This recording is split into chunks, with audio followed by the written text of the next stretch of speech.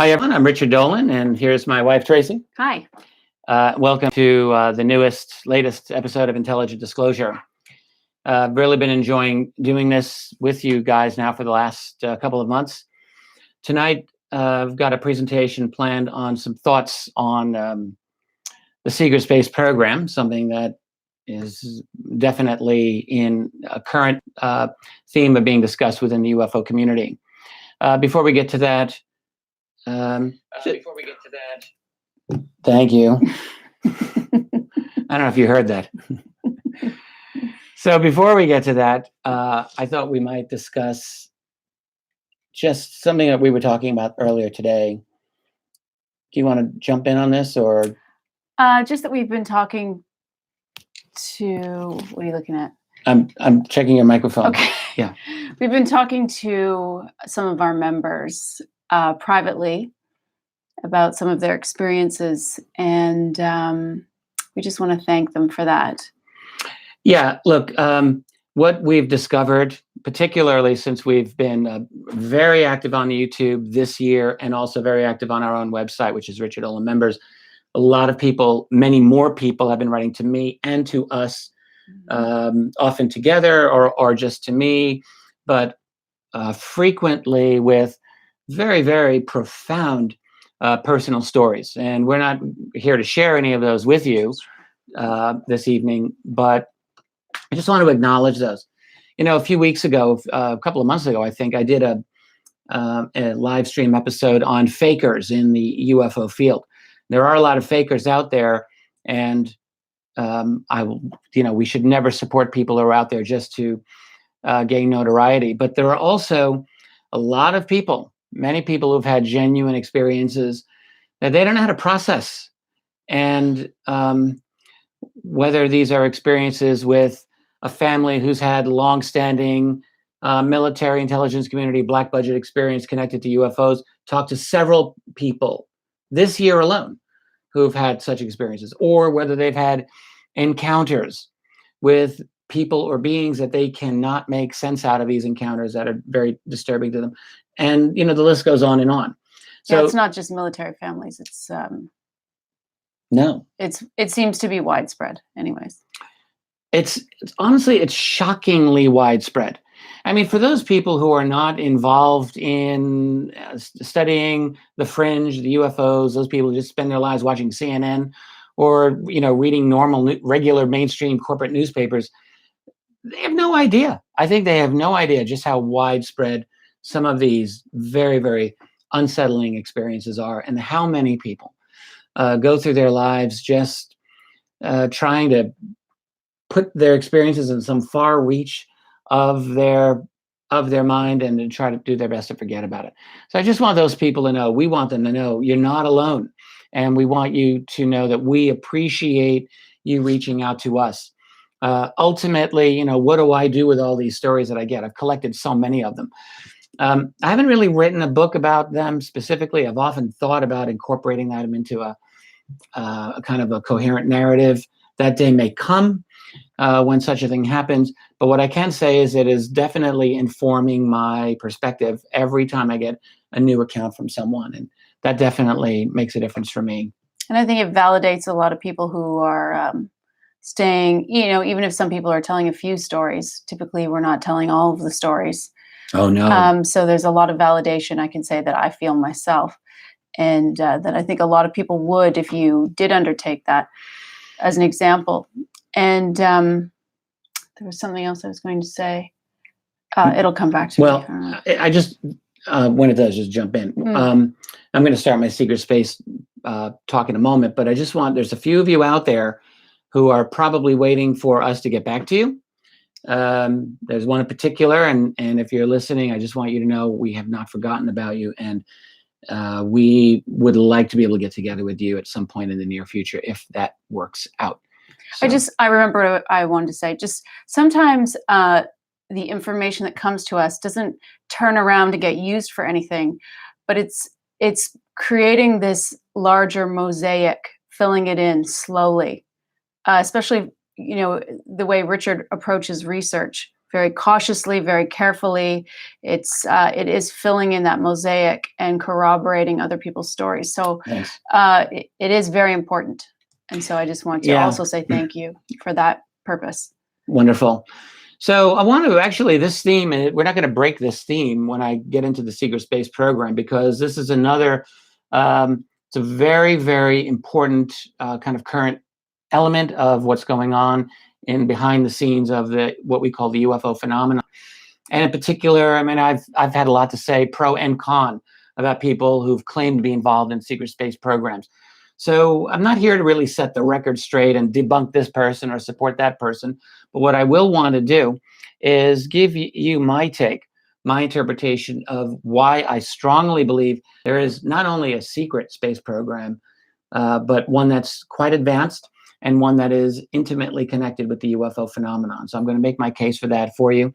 I've done this before, but it never hurts to do it again, because this is a subject that really demands all of us coming back to over and over again. All right. And with that, I'm going to head over here and let you get into it. All right. Well, okay. All right. If I need you, I'm going to call you. Yes. I'll bring you right over. And hi to everyone. We see you there. We see your super chats and we see everyone's cool comments. We try not to read them when we're sitting here, but sometimes we can't help it. Well, so if you see us smile out of the blue, that's what's happening. Thank you. Thanks a lot. All right. So while my amazing wife goes over there, I'm going to take the center of the screen and we're going to get down to it. I really enjoy these intros that we do, incidentally. So it's fun for me. It's fun for me too.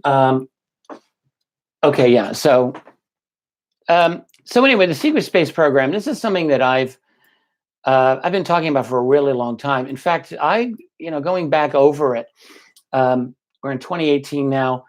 So my first public lecture on this theme, as I can recall, was back in 2011, so 7 years ago.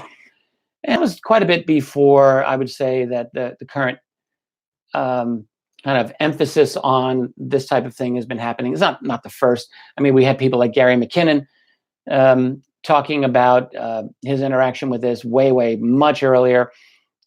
There's definitely been people who've talked about this well before 2011, but for me, it's been about 7 years that I've really been formulating some public thoughts about this. So I've been thinking about it for a while.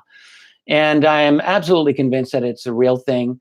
And I'm quite convinced as well that it's very advanced. Just to keep in mind, even in the most purely conventional terms, why would there be a secret space program? Think of it from the U.S. military's point of view, as well as the militaries of Russia and China and some of the other major military nations. You have to understand, space is the real center of gravity, so to speak, for global military power. And you never forget this. That is, you cannot control troops on the ground. You cannot control weapons on the ground if you do not control space as your theater of operations. That's where the satellites are. That's where all of the eyes in the sky are. That's where all the electronic communications are taking place. It's dominated by space and military classified satellites. So by definition, the United States and other nations that wish to compete are going to have a powerful military presence, a communication presence, and indeed a weapons presence in space. Think of it like, go back to the First World War of 100 years ago and the development of airplanes. The first airplanes used in that war were used because they were pretty primitive, right? They were just used to fly over the enemy's territory, and you'd have a guy taking pictures or drawing. They wouldn't even have photographs. He would draw pictures of where the enemy was, and they would fly back. And the enemy realized, oh, we got to shoot those guys down. And they would try to take down the airplanes, and they would develop their own fighter planes to take those aircraft down. And it developed an inevitable arms race, and then fighters would be accompanied by other planes to help defend them, and so on and so on. It's the exact same thing with space. There is no difference in the logic. A nation wants spy satellites up there. They're going to be the target of adversary nations that do not want those spy satellites up there, and they will have electronic countermeasures and then killers, satellites, and all of that. So that's an inevitable weaponization of space, and that will also involve inevitable classified programs in space. So if nothing else, when people say secret space program, ridiculous, we have to recognize the militaries of this world absolutely are going to put billions and billions of dollars, whatever they've got, into a classified space program, particularly the US, which is outspending all other nations, of course, is going to have a massive classified presence in space. Okay, getting that aside, we can ask ourselves, even before we get to UFOs, how advanced might that program be? Well, probably quite advanced in terms of communications, in terms of encryption and decryption. Yeah, in terms of measures taken to defend those satellites from enemies, probably getting into some very advanced things indeed.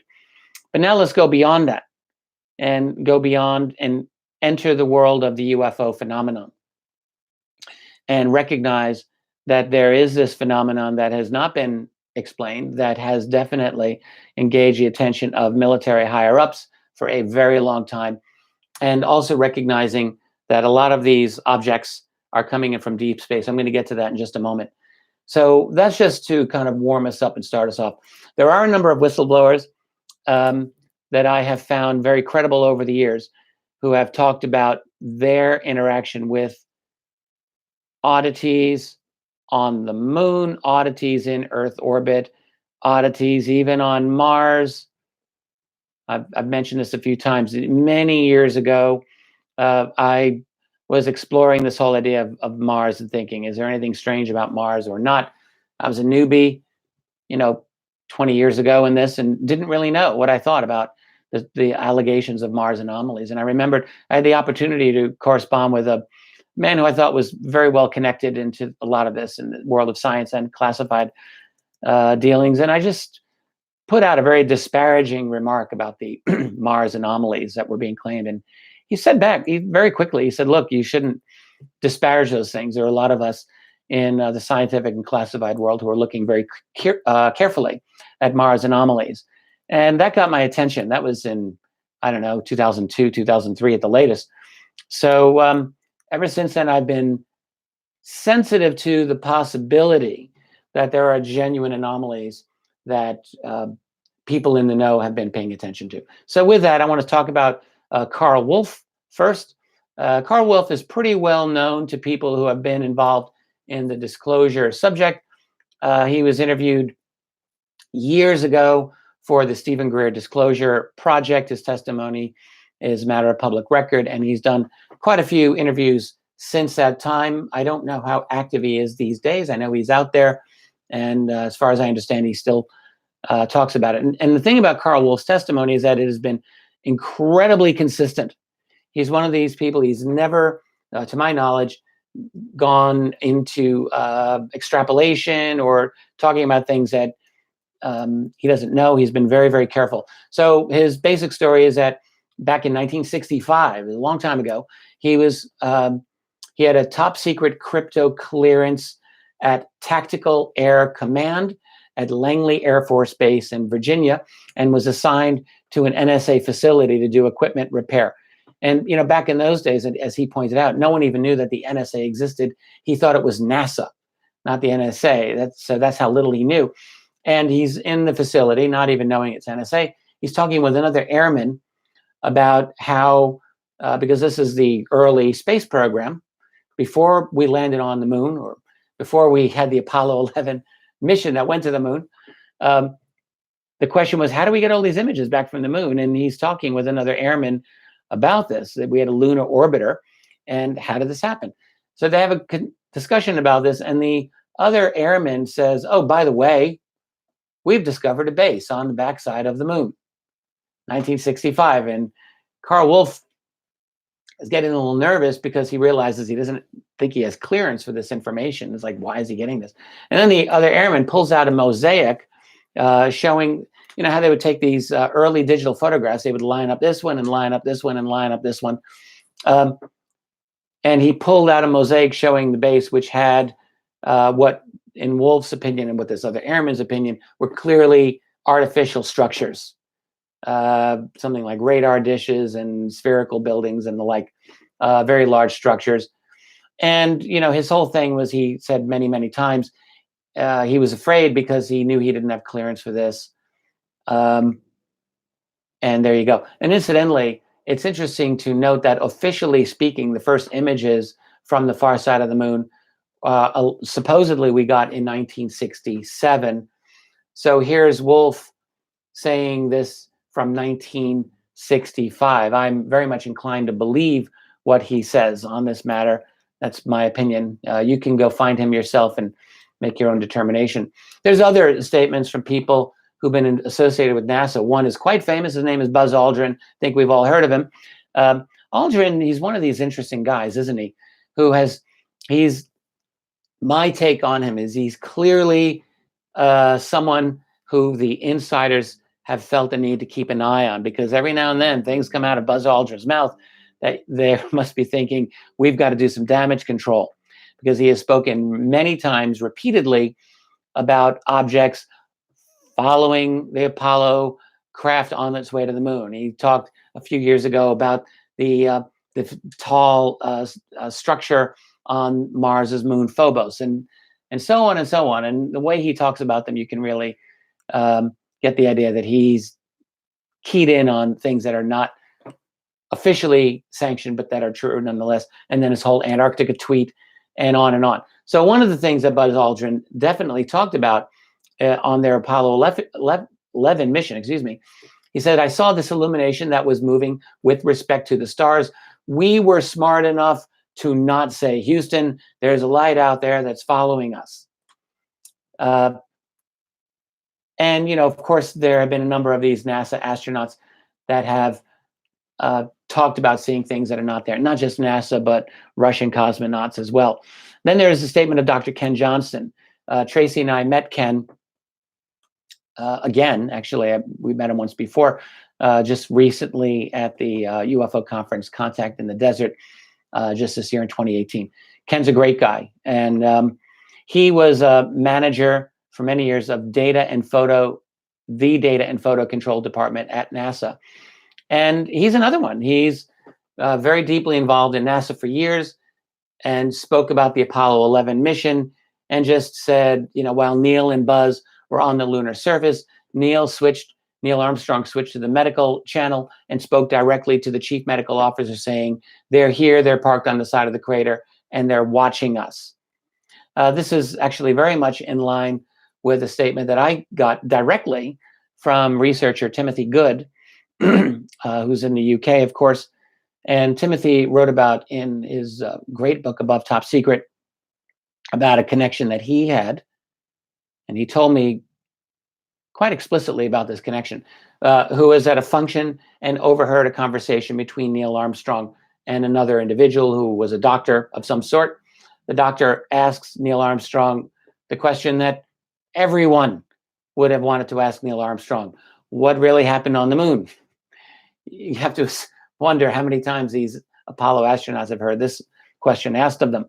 So this doctor asks Neil Armstrong what really happened on the moon, and Timothy Good's friend, a woman who has since deceased, but who Tim said to me, she was rock solid. He trusted her absolutely 100%. So anyway, according to her, Neil Armstrong said we were monitored the whole time. Those things were huge, and I think he used the word menacing, or at least they seemed menacing.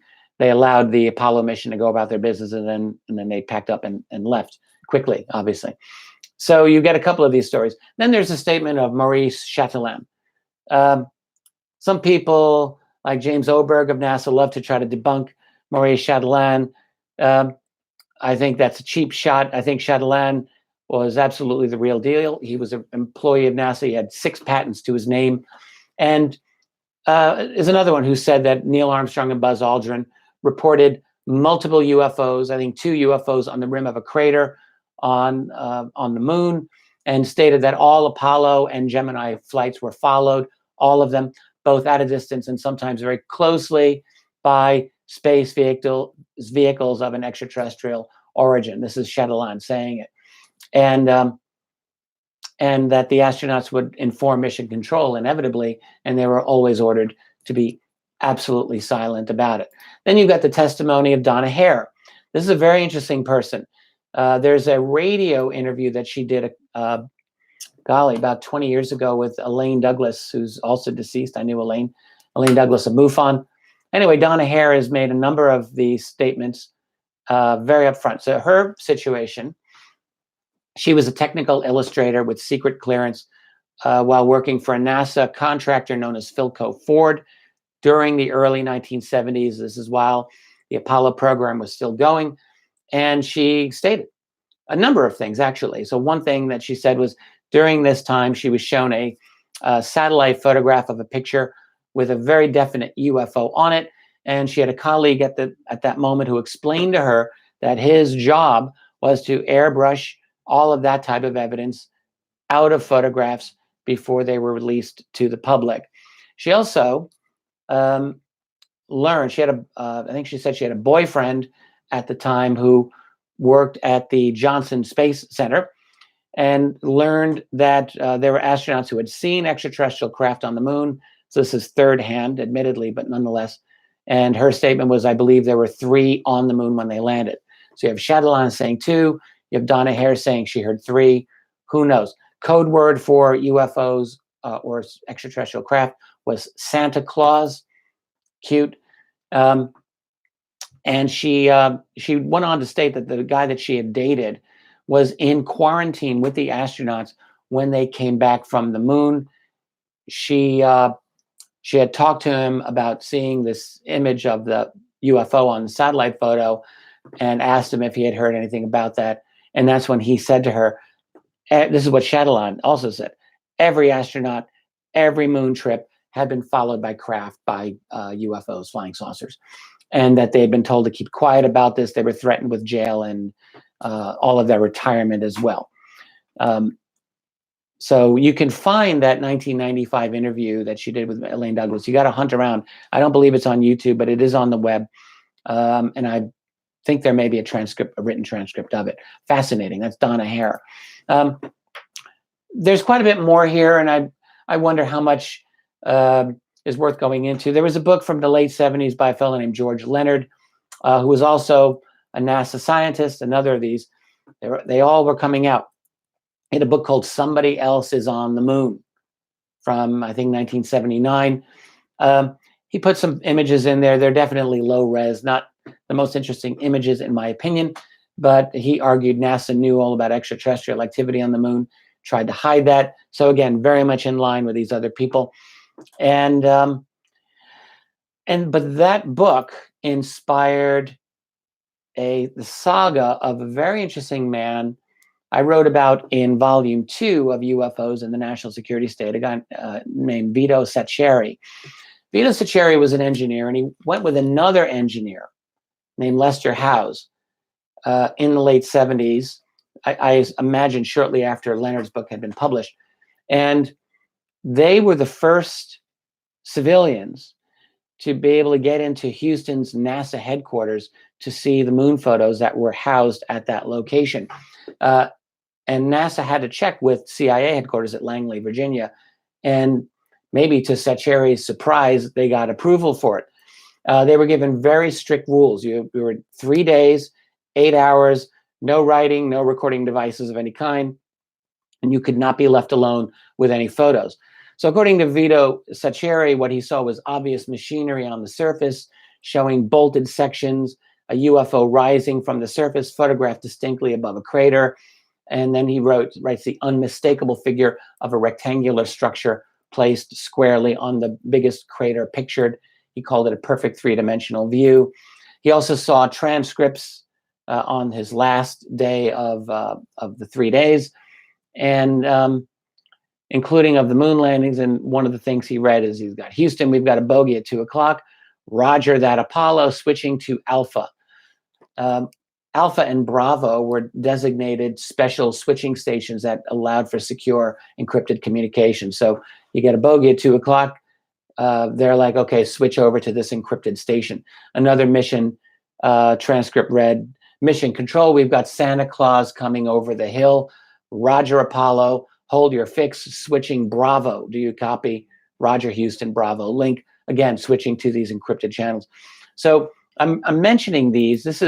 We're not really at the secret space program yet, right? But what we are at is very, very uh, strong reason, like assuming any of these stories are true, I personally believe all of the stories that I've just recounted here, you have to ask yourself, if there is a UFO presence in Earth orbit and beyond, answer yes, then clearly for no other reason, you absolutely will require a secret space program that is designed to deal with that situation. If nothing else, that would be necessary.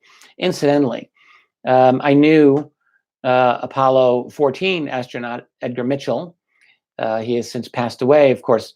And, I had a couple of personal conversations with Dr. Mitchell about his knowledge, not his opinion, but his knowledge that there were deeply classified programs to study alien technology and alien bodies. And, look, Edgar Mitchell, his nickname was the brain in NASA. He was a brilliant man. He had a PhD, and right up until the end, in my opinion, was incredibly sharp. He wasn't making this up. What he said to me back in 2004 was that it was his knowledge on two highly classified sources. And as I've often thought, like if you're an Apollo astronaut who's not going to want to chat with you at least for a little bit, right? That there were deep black programs to study alien tech and bodies. Publicly, he's always been a little more careful. There was a period in the late 90s and early 2000s when he was making some very forthright statements about this. And then he kind of backed off a little bit. But he would still say things like, I've no doubt that extraterrestrials could very well have populated or made structures on the far side of the moon. I think he was hedging his bet there, just giving an opinion in that case. But I think in many other instances, he was very forthright about this phenomenon. Anyway, it's not simply Earth orbit. There are a number of these objects that are tracked coming in from deep space. And I'm just going to mention two that I am pretty familiar with. One is the case of Simone Mendez of the U.S. Air Force, early 1980s. A number of years ago, I spoke with Ms. Mendez. She was in communication with a number of other UFO researchers for a while. I don't know how active she is any longer, but she was, and this is all confirmed. I have her military documentation here, but she was a telecommunications specialist with the 2069th Communications Squadron at Nellis Air Force Base in Nevada.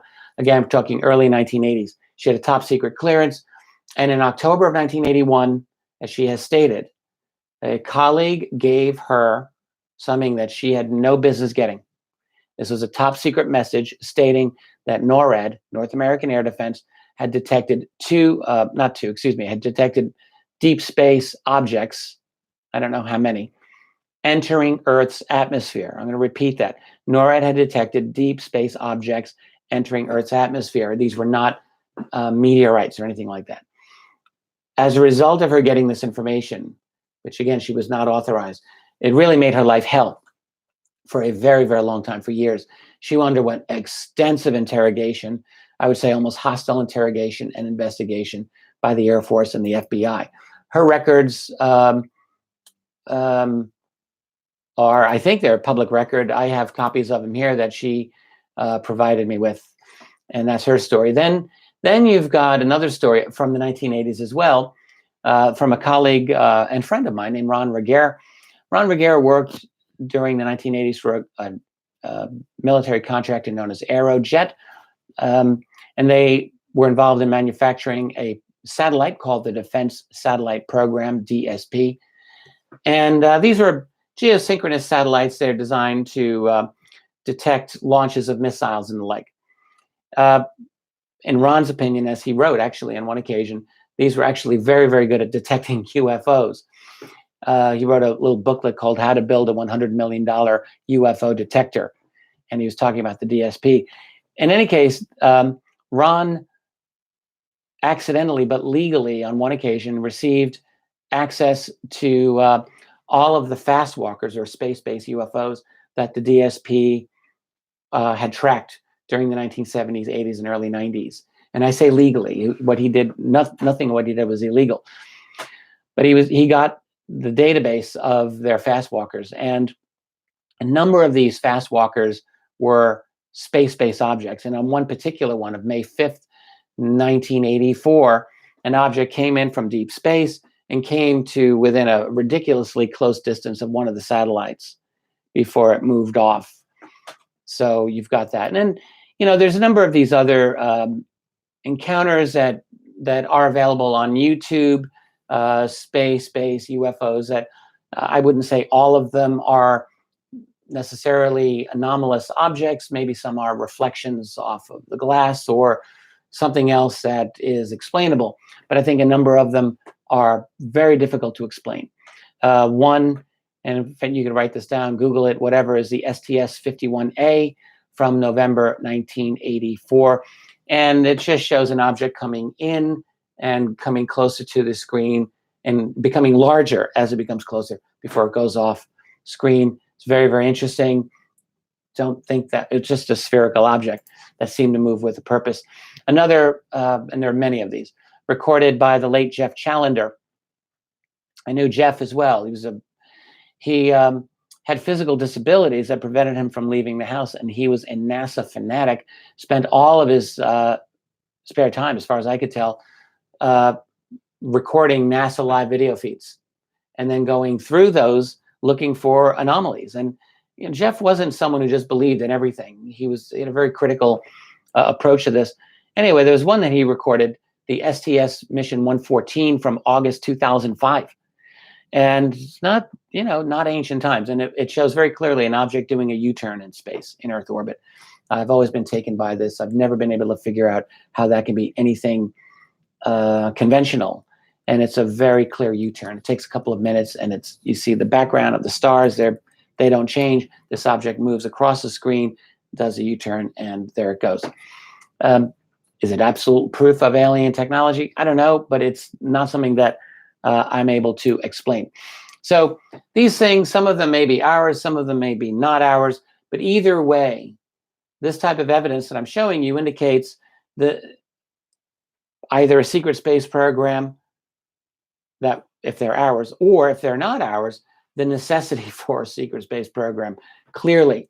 On top of that, there's a tremendous amount of evidence of crash retrievals, and I'll probably dedicate a separate edition of Intelligent Disclosure to go over some of these detailed cases. For right now, I'll simply mention the researcher Leonard Stringfield, who really got the ball rolling in the 70s when he began collecting massive numbers of these retrieval stories. We're going way beyond Roswell here.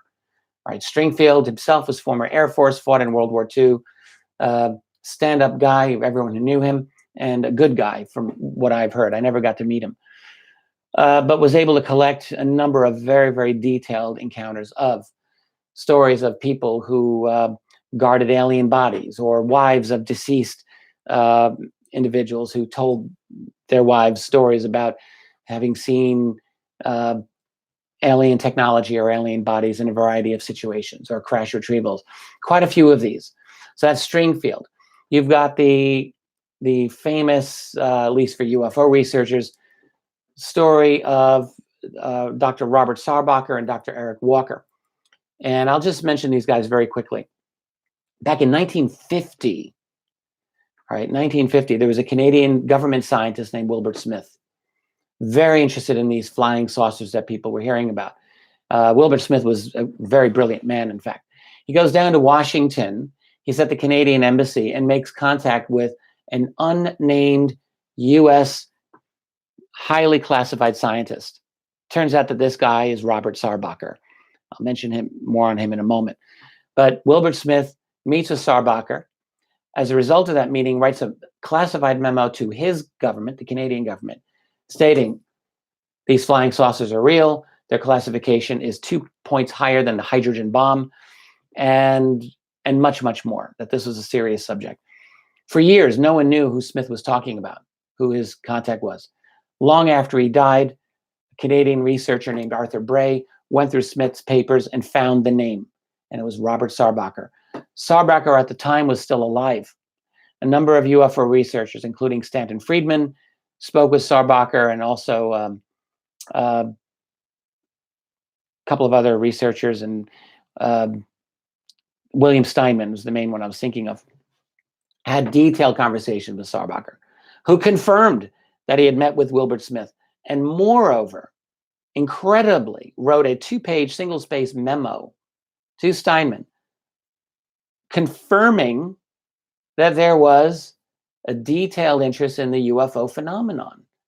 And moreover, that there were stories, he couldn't confirm them, of crash retrievals and of alien beings. And moreover, he told Steinman, he gave him the lead of a Dr. Eric Walker. Eric Walker was a leading scientist, power scientist, I'll call him, a scientist highly connected with the intelligence community, former friend of Dwight Eisenhower, and head of a major think tank, and former president of Penn State University. So a number of researchers, including Grant Cameron and a few others, descend upon Eric Walker in his retirement by phone calls and the like.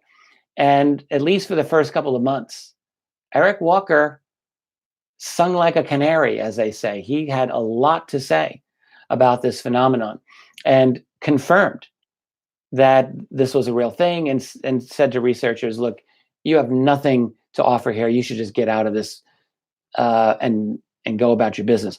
I wrote quite a bit about this whole saga, again, in my second volume of UFOs, National Security State. I gave a pretty detailed account of it. It's a fascinating story. The point is, that roundabout method of coming to this information, I found to be a very, very credible account of the entire crash retrieval scenario.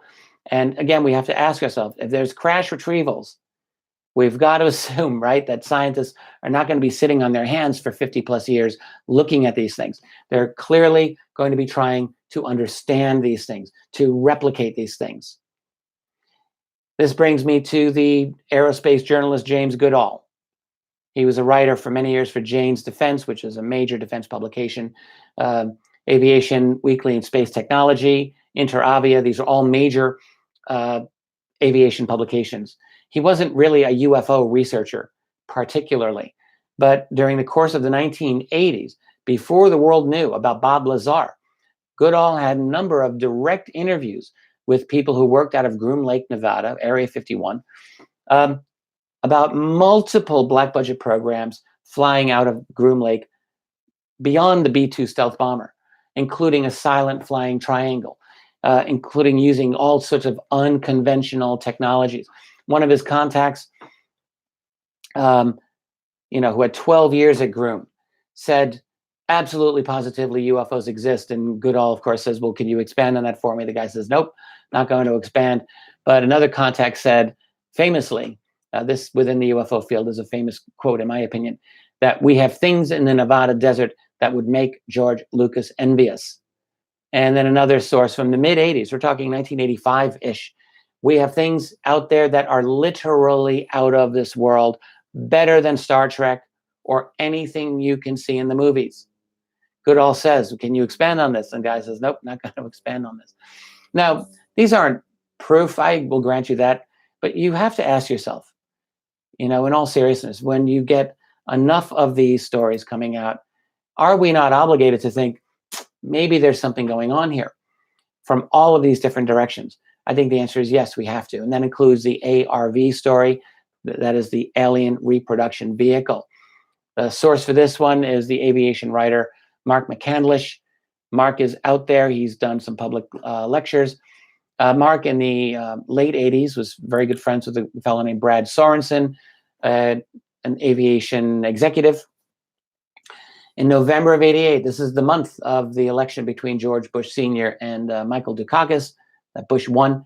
There was an air show, and McCandlish and Sorensen were going to go together. McCandlish had a deadline. He's an illustrator, aviation illustrator, and he couldn't go. Sorensen goes with a person that he knows, some big shot in the defense, within the Defense Department. This powerful person was able to say to Sorensen, I'll take you to a real good air show. Let's scrub this one. They go into a helicopter and they end up at Lockheed's Helendale facility, and which was heavily guarded, M16 machine guns, inside this building are 3 flying saucers hovering silently. And there's a 4-star general at a podium. He's lecturing about them, calling them the alien reproduction vehicle. So clearly, that would be our attempt to reproduce ET technology. This general stated, incidentally, that these objects used the vacuum as their source of energy. This is a year or two, I think 1 year before the first published scientific paper on zero-point energy by Dr. Hal Puthoff, which is also known as the vacuum. This general also stated that these objects had traveled throughout the solar system. According to Sorensen, who stated to McCandless that he looked very carefully, he was like hyper alert. He said, sure looked like they'd been run around quite a bit, that they'd been used a number of times. There was also a video display there which showed one of these objects looked exactly like the ones that were there on a dry desert lake, lake bed, lifting off and zooming off. So presumably it'd be the same thing. So if that's the case, now we're going back, that's 1988, 30 years ago. And by that time, supposedly we had this technology for some time before that. So that, I think, indicates very much a secret space program. You've got the statements of journalists like George Knapp, who's talked with about 24 or more Area 51 insiders who've corroborated various aspects of the claims of people like Bob Lazar. And one of them said he saw a disc under a tarp at Groom Lake. None of these people have been willing to talk publicly. There's the story of the Nellis UFO from November 1994. I could go on and on here. And of course, there's the saga of Gary Mckinnon, who I'm very proud to say is one of the people in our website here, original members. Gary's a great guy, and I consider him not simply a rock solid individual, but someone of great bravery and integrity. And in the late 90s, Gary was, out there looking for proof of a UFO cover-up. He was interested in dealing with 1990s technology. He goes through various U.S. government agencies for, I think, 7 years on and off, ends up at the U.S. Space Command site in November of 2000 and finds a list of officers' names under the heading non-terrestrial officers. He found a list of what were called fleet-to-fleet transfers, lists of ships' names, looked them up. These were not U.S. Navy ships. Unfortunately, he couldn't remember the names. Got arrested in 2002, and for over a decade was in danger of extradition to the U.S. Looked like they were going to send him off to Guantanamo Bay. So that's Gary Mckinnon. I'm probably going to wrap this up soon. I'll just state that you've got, nowadays a lot of people using night vision technology to look up at the night sky, and they're seeing things. They're seeing triangular craft. They're seeing unusual craft flying around. Now, some of these, who knows who they belong to, but I suspect that a number of them are ours.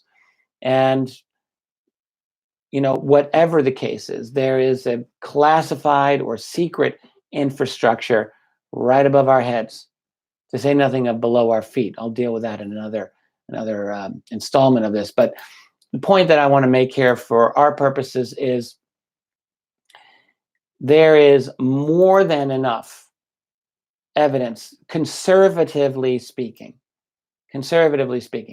to allow us to make the case that there is a dramatically advanced secret space program that utilizes, to some extent, reverse engineered ET technology, and that must be, I would say, at least partially predicated on the necessity of dealing with the challenge of these others, as I've often called them, that are here in our world. And by the way, I call them others because to this day, I don't really know exactly who they are or what they are. Are they extraterrestrial? They could be. Do they live here permanently? Oh, I think that's a real possibility. Are they under our feet? Well, if they've been here long enough, should we really be calling them extraterrestrials? I don't have an answer to that. So I call them others. They're not from our civilization. They are here. And so very conservatively speaking, we can argue that there is a amazingly strong case, a shockingly good case to be made for the existence of a secret space program. Now, what I'm not going to get into right now, you can ask, but I'm not going to answer, at least here at this time. I've done this many times before, for me to weigh in on this person or that person or this person or that person. All right. What I will say generally, though, is there are whistleblowers who I find credible, and there are whistleblowers that I don't yet find credible. And what's the difference? One person, I think in one of the YouTube comments of one of my videos, just said, well, why, if you believe in crash retrievals and you believe in a UFO phenomenon, are you not willing to believe these whistleblowers about a secret space program? It's not the point. The point is, anything that I believe has got to be based on some level of credible evidence, and also based on this has to be said, the character of the person who's making the claims and what their perceivable motivations are. So the whistleblowers that I mentioned in this talk with you, none of those were people who are seeking public attention. All right, and none of them, to my knowledge, have really made any money off of their claims either. These are, and moreover, all of them are people whose career and background are confirmable. Every one of them, all those NASA people that I mentioned, like every one of them, they're real people with real careers, and you can check up on them. So that gives them much more credibility, in my opinion. When you've got a public career and you put yourself out there, that counts for something. And that's still not the same as proof. But when you have a lot of those people, I think, again, we're obligated to listen. There are other alleged or so-called whistleblowers who fulfill none of those qualifications. In other words, I don't know what job they actually had. Their stories seem, at least to me, to be self-serving, to promote themselves, whether for TV shows or for other kinds of fame and notoriety. And it's not necessarily the case that just because you want to become famous that you're telling a lie. I recognize that. People psychologically, we're all complex. No one is simple. But having said that, when someone has a story that is so clearly self-serving and self-glorifying, so-and-so is an ambassador on behalf of the human race. Okay, I think we can stop right there and just say, go sit in that corner and don't come out, because no one's interested in that. I'm not interested in people who want to grandstand and turn themselves into the next great global hero. What we are interested in are people whose backgrounds can be confirmed and who have a legitimate story to tell. And again, admittedly, I don't have the ultimate, mathematical equation to tell you that one's good and that one's no good. I sniff them out just like anyone else. So some of these stories smell bad and some don't smell bad. And until we have a better system, until we get strong corroboration for some of these stories, I think we need to be careful with some of these more recent whistleblowers who talk about traveling back and forth to Mars and so on. Not saying it's impossible. I'm just saying before you're willing to go full on in and say that this is true, maybe it would be a good idea to ask yourself, why might it not be true? Because there's a lot of good reasons why it might not be true as well. Okay, so anyway, that's my presentation relating to why I believe there is indeed a secret space program, and indeed one that is very likely quite advanced. I don't know for an absolute fact that it is, but I'm pretty sure it is. And I think that all the conservative evidence points very much to that conclusion. And as a result of that, I think that our society can indeed be having we ought to be having a much more intelligent conversation about the nature of this secret space program than we're having right now, which in short is zero. So there you have it. You want to come back and join me? Yeah, you want to answer some questions? Heck yes, let's do it. Okay, perfect. All right, I'm going to move this over here. Come back in here. Welcome Join back. everyone. Hi. First, I just want to say that was a great presentation again. Oh, well, thank you. Thanks. And if everybody's enjoying it, please hit the like button and subscribe if you haven't already. That's a great way that you can help Richard out. And thank you for showing up and supporting and coming up with these great questions. There's some interesting discussions going on in there, but we're going to stick to primarily relevant questions right now. Can I just ask before you jump in, like if people have comments to make, I actually really support that. So if you want to chime in, I mean, there's the live chat going right now, but there's the comment section below here. And the fact is that we do look at the comments. Like I look at the comments. So I'm interested in what people think about this. And, you know, if whether you like or don't like, or agree or don't agree, I guess, with certain things that I'm saying, I would like to know. I think, you know, one of the great things about YouTube is that it gives a good opportunity for us to have this kind of community, right? Right. Always, let's keep it civil. There's no need for people to go into anger mode or insulting other people and so on. But I think it could be very healthy and engaging for all of us for really good comments to be made, pro or con, on whatever it is I've had to say. Okay, ready? Yeah. All right. How does the secret space program translate to the geopolitical level, Russia, China, India? Oh, it's a fantastic question, and I don't have all of these answers, but I'll say this. Russia, China, and India. I should do more about India, but all of those nations have had UFO encounters.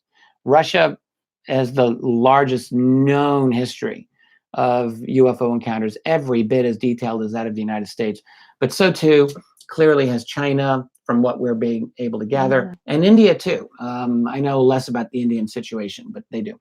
So they've all dealt with UFOs. They all know within their classified world that this is an absolutely real phenomenon. There's no way that they don't. So the question is, how does this translate? Well, one thing that I would say is that the geopolitical war that is going on between the US and Russia and also China, that's real.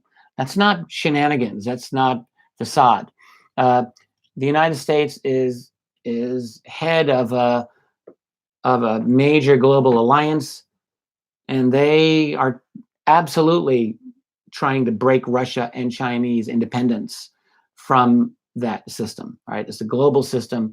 The U.S. and its financial people are dominating it. It's a Western globalist financial dominated system, and they are clearly trying to break Russia and China and those nations allied with them, like Iran and Syria and so forth. So that's obvious. So is there a behind the scenes collaboration? Well, I would say that there is, in all likelihood, a behind the scenes cooperation to a large extent relating to this matter of UFOs. I don't know how much is shared, but I believe that there is cooperation. And the reason is, first of all, throughout many, many years, you know, a lot of researchers ages ago would talk about the need for the US to share UFO data with Russia just to prevent a war. You know, the argument was, what if UFOs are seen and we think they're Russian missiles? And that starts a war. Right. And I always felt, well, chances are we're pretty good at detecting the difference between UFOs and missiles, but it's a good question. Let's hope. There's a memo that John F. Kennedy wrote 11 days before he was assassinated. It's a legitimate memo. It's never been debunked, and it was found through legitimate means. It was from November 11th, 1963. And in that memo, Kennedy was talking about his, he was ordering the CIA to increase collaboration and sharing of data on UFOs with the Russians, with the Soviets. And so you get this, you know, that's 50 plus years ago. Now, Kennedy was killed, and that may tell you what they thought about that policy. But then in the 1970s, there was another treaty that we signed with the Soviets, which did allow for a certain amount of sharing of data on UFOs. Bigger picture is this. I think that there's a geopolitical rivalry, but behind this, there's enough common sense among all parties that they know this is a situation that they are all dealing with. I don't know how much they're collaborating. They could very likely have completely separate scientific infrastructures that are dealing with this. Mm-hmm. So the U.S. may have theirs, the Russians probably have theirs, and so on. But I do think that there is at least some level of a recognition behind the scenes that this is something that we're all dealing with. But I don't know this for a fact. This is just what I think. Okay, well, I just want to put this on the tail of that. Someone asking, why haven't the Indians or the Japanese confirmed the structures on the moon? Apparently, they've mapped the entire moon. Yeah. So, well, India and Japan particularly, it's not an independent country, all right? They're not like their own separate sovereign nation. So let's like put that thought right out. India is a little bit different. They have more of a nuanced relationship with the US, but these nations, all right, they are deeply reliant on the United States for just about everything, particularly their intelligence community infrastructure. You know, the US literally rebuilt Japan after destroying it during the Second World War. So Japan is wholly dependent on the US in terms of its national security strategy. Now, that's not the case with Russia and China. So the question might be, well, why don't the Russians or Chinese spill the beans? And I don't have the answer to this, except to say that I think the Russians and Chinese have thought this through as well. And by opening this subject up, it seems to me that they are well aware of the disruption that it will cause in the global system. Mm-hmm. The UFO subject, I wrote about this in a book called After Disclosure, and it really, at the end of that book, it was clear to me that the UFO subject is the most revolutionary subject that is imaginable. When this secret comes out, I mean, ask yourself, like, what will change? Once you start that ball rolling, it becomes evident that everything changes. Everything changes. First of all, there's going to be a huge backlash against politicians. They don't want that. You know, how have you kept this secret from us and all of this?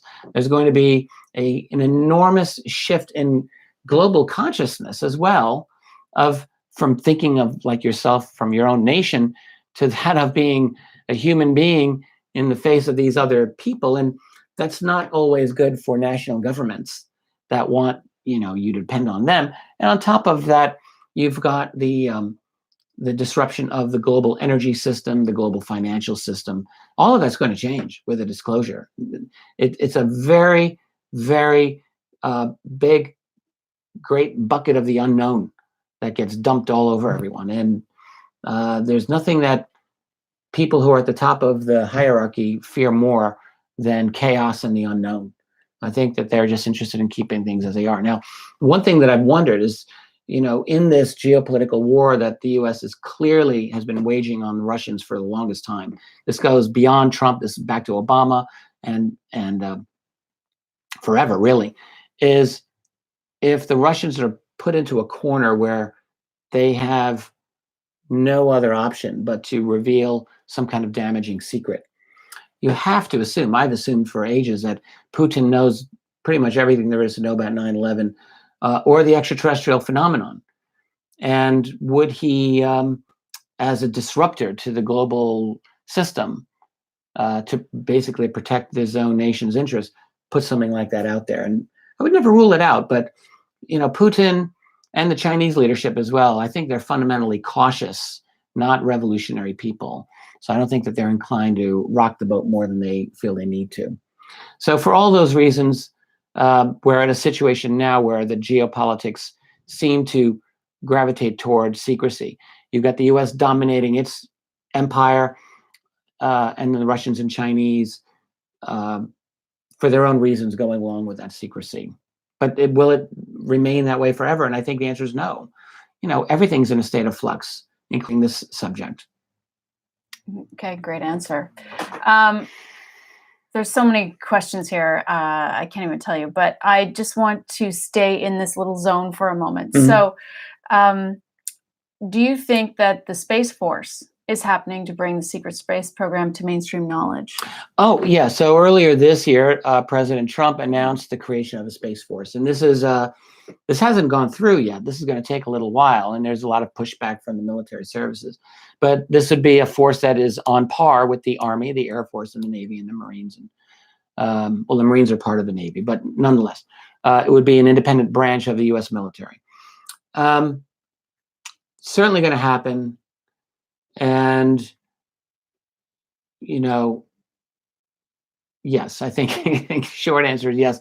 I think that part of this is to provide a cover for the clandestine stuff that's going on, but also B, to serve as the gateway through which some of the new tech that has already been, known and utilized for many years could be rolled out through this Space Force. I think that's very possible. Although really, when you think about it, you don't need a Space Force for that purpose.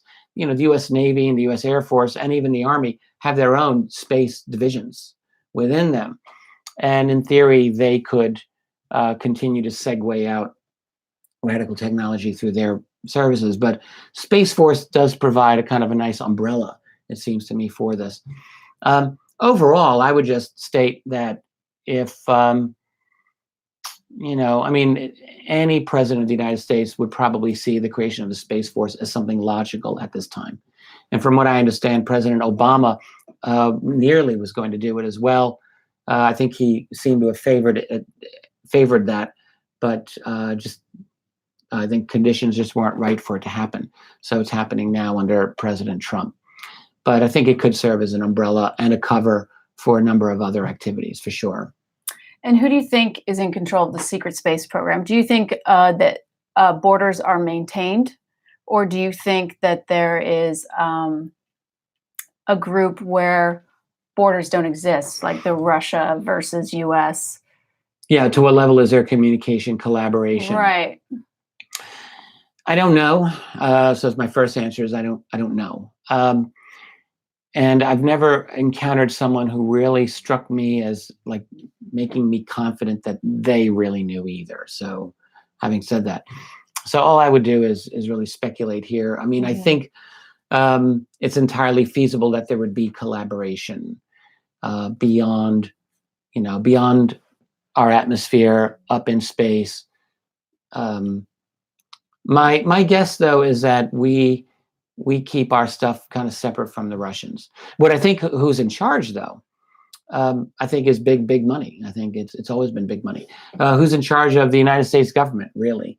Right. You know, you've got this whole, is Donald Trump really running the U.S. government? I think people who love and hate him both can agree that he's really not. Particularly if you look at his international policy, as well as the fight against globalization at home, or the geopolitics. He has clearly been surrounded by the same neocon warmongers that had surrounded Obama and Bush before him, and that would have surrounded Hillary Clinton. So it's clearly there's other forces at work in the U.S. government. And who do they serve? Well, they serve financial interests. They serve major banking interests, international banking. That's right. So those are the people who I think are primarily responsible for running U.S. global strategy. You know, the United States isn't doing what it does around the world if you're an American citizen, for your benefit or for my benefit. They do it because the U.S. military is the world's most ass-kicking police force that does the bidding of international bankers. That's what it's done for years and years. If you are one of those masters of the universe, that is one of those bankers who've got a tremendous amount of power and sway over the world, you have certain ideas about how you think the world needs to be, and you're going to use the United States to enforce your rule. And that's what the U.S. military does. That's what it's all about. So I think as on Earth, so above, so in space. So I think that we can assume that we're talking big money ruling the skies above us and space above the skies. Okay. I want to give you a comment, if you don't mind. Of course. Anytime I'm able to get on the subject of UFOs, I direct people to you, Richard. Thank you for your videos and all you do to help get to the bottom of this. Thanks. So you're getting a lot of love in there. So thank you to everyone for that. People are also, here's another one. Oh, that was it. That was a really nice comment. That was it. It was just a nice comment. Right. And I usually don't give you those comments, but there are lots of great ones. And by the way, I print them out, cut them out, and put them all on the refrigerator and keep them to look at every morning. So just so you know. by the way, I know you don't know this because you couldn't see, but in the beginning, people were saying where they're from. And we had people, I mean, there are people from everywhere because not everyone is saying where they're from. But Denmark, Sweden, Canada, Belgium, Australia, New Zealand, and all over the U.S. So yeah, it's amazing. It's quite an amazing audience here. I know we're in 2018 and we should be kind of used to it, but I have not gotten used to it. It's still amazing that we're all connected this way, and we're all connected on a subject that we care very deeply about. And it gives us this one of these nuances of globalization, because this is the thing, right? I mean, we don't like certain elements of globalization, but there are other elements of it, like this ability to do live video chat, that that are a benefit of it. And so I think I'll come back to this at another lecture, but the question about globalization isn't, in my view, whether we should or shouldn't have it. But yeah, I see. But we're reading right now where you guys are all from. But what's the nature of that globalization? Will it be like, will it look like freedom, or will it look like fascism? That's really the question that we're dealing with. Globalization's happening, just like transhumanism is going to be happening, and we really have to.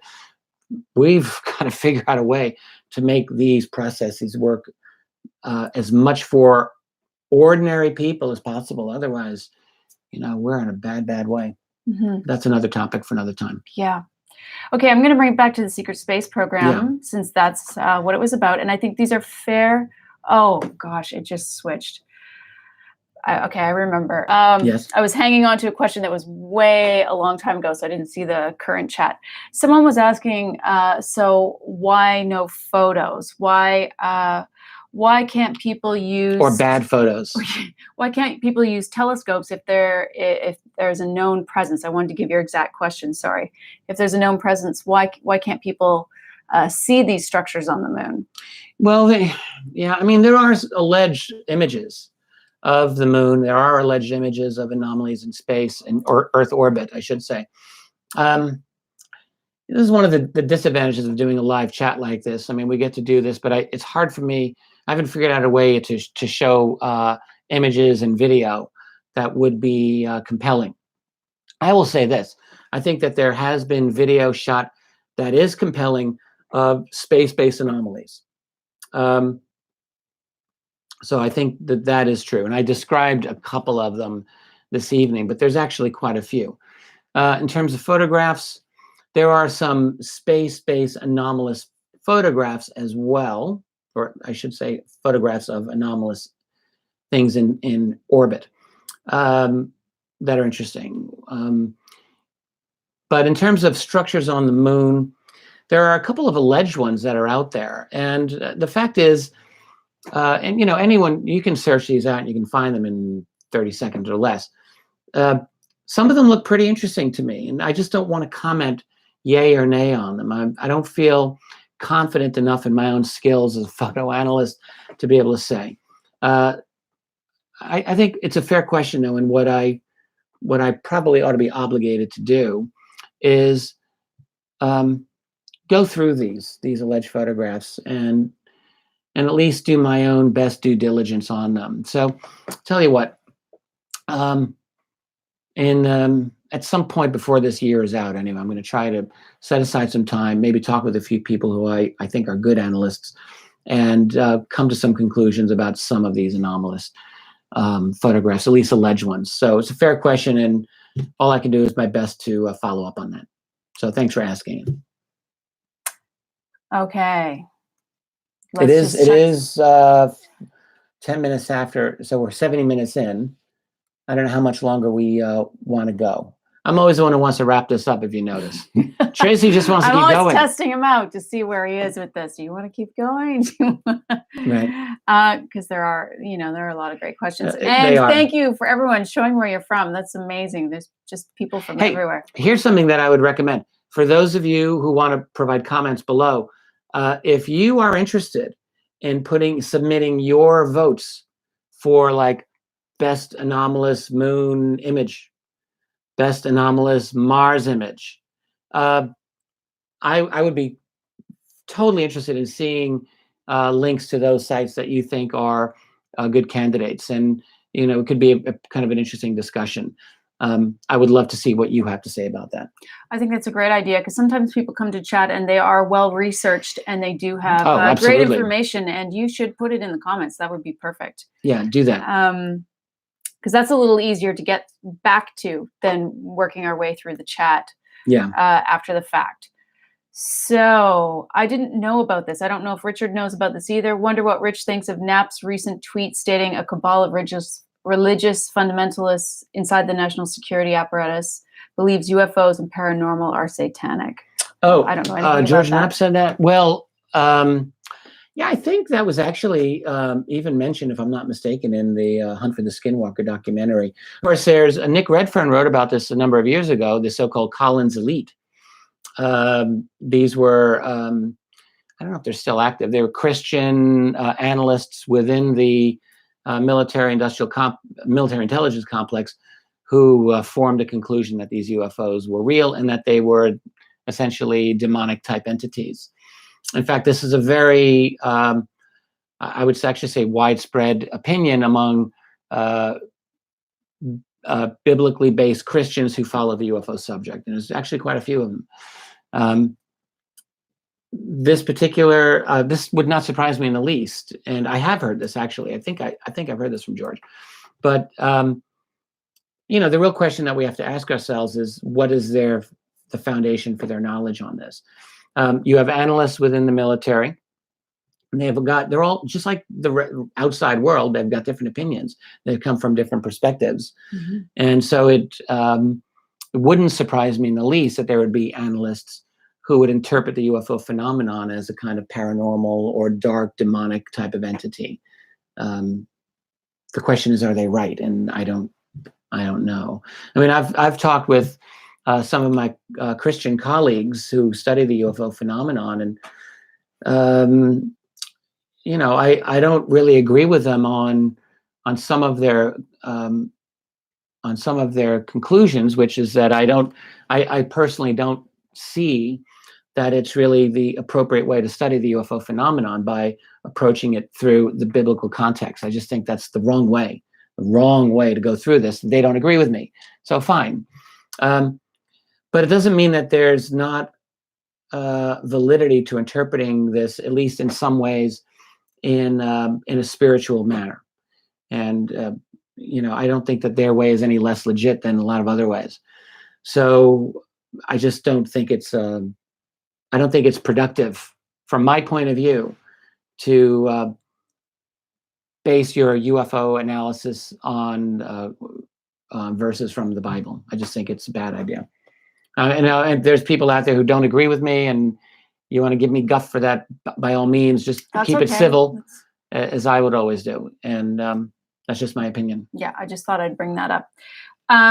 So I think we're going to wrap this up.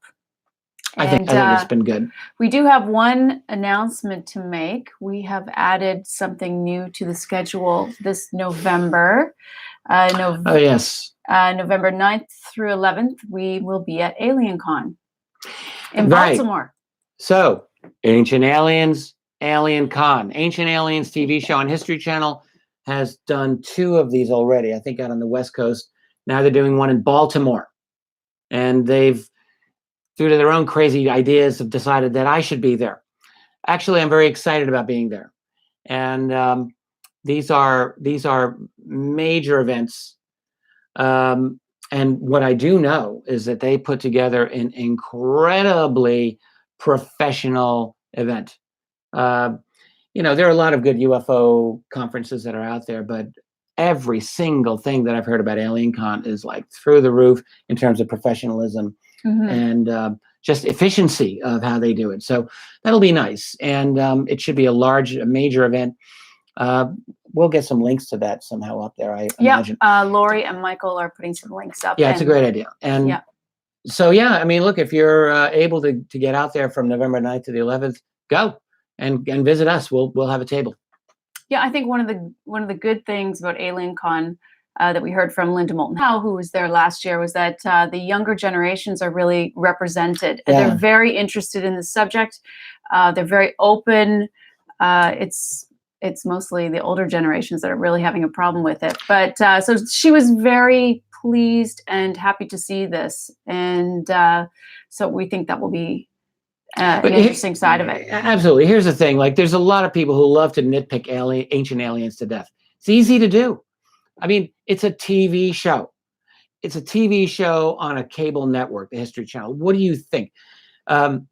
Right? So some of the things may be a stretch here and there, and that's inevitable for a show that's been going 10 years. But the thing that has happened with Ancient Aliens is really a fascinating development.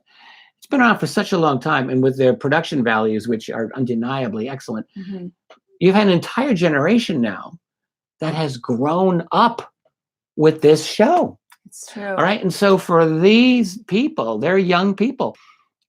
It's not like a question for them. Right. Are UFOs real? Like, they know it's real.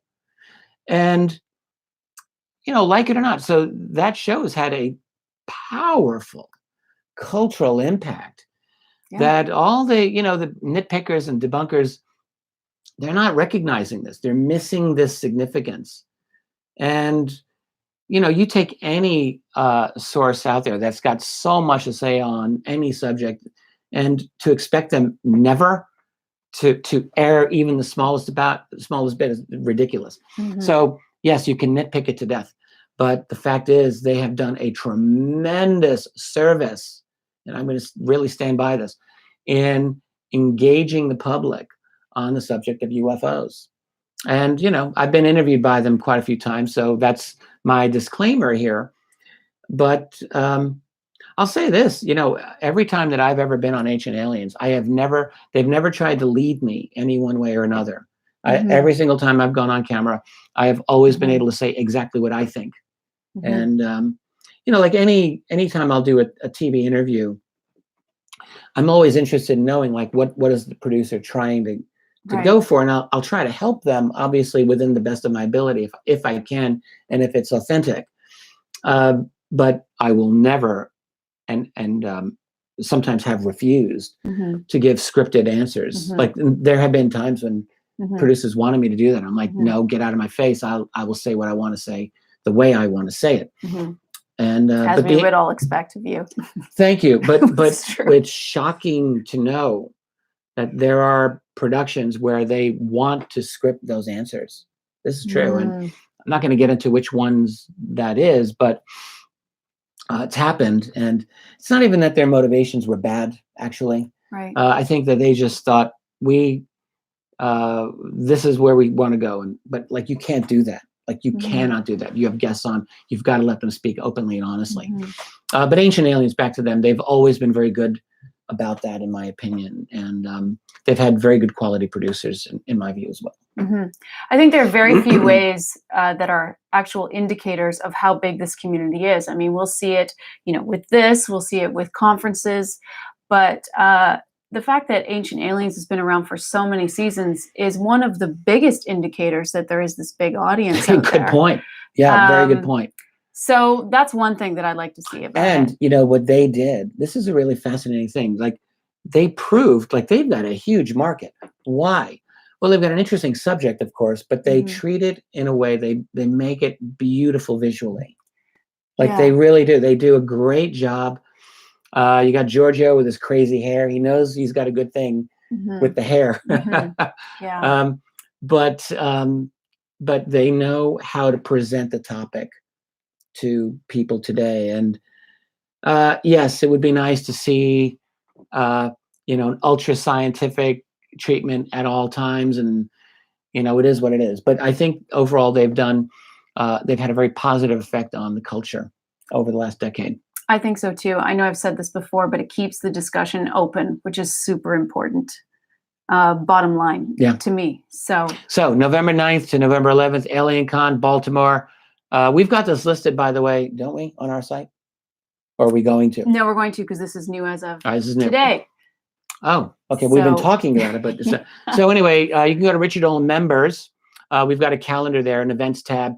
Click that, and that tells you all the things that I've got going on in the near future. Not too much other than that for the winter. So we're going to have a quiet winter. Really do. But we're doing Alien Con, and then after that, we'll add to the calendar. Yeah. we've got a All right. cruise in March, and we've got UK next year. I just want to talk about that super quickly here. Middle of July, Awakening Cosmic Expo, Manchester, UK. We are thinking about adding on to that with a little bit in Ireland and Copenhagen. These two places we'll see. So there's been some requests out there, and we'll see what we can do. But I think that's going to be it for the night.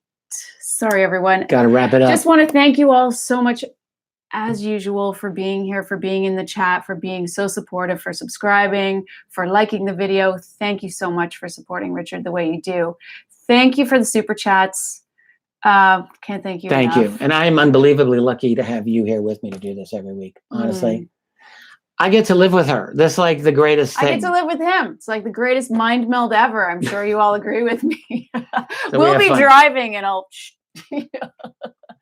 What we'll really be doing is we're driving, and I go on one of my rents, and she breaks out the recorder, and she says, "Start over," and do that, and we record this. It's something we have on the member site that we call off the cuff. I will stop him in his tracks all the time because he'll go off on these tangents and record them. So some of the subscribers get to benefit from. I'm like, someone wants to listen to this. Okay, great. So there you go. That's right. My wife. Okay. Anyway, thank you very much for being with us. It's been a real pleasure being with you. I hope you've enjoyed it, and we'll see you next week. Good night, everybody. Bye.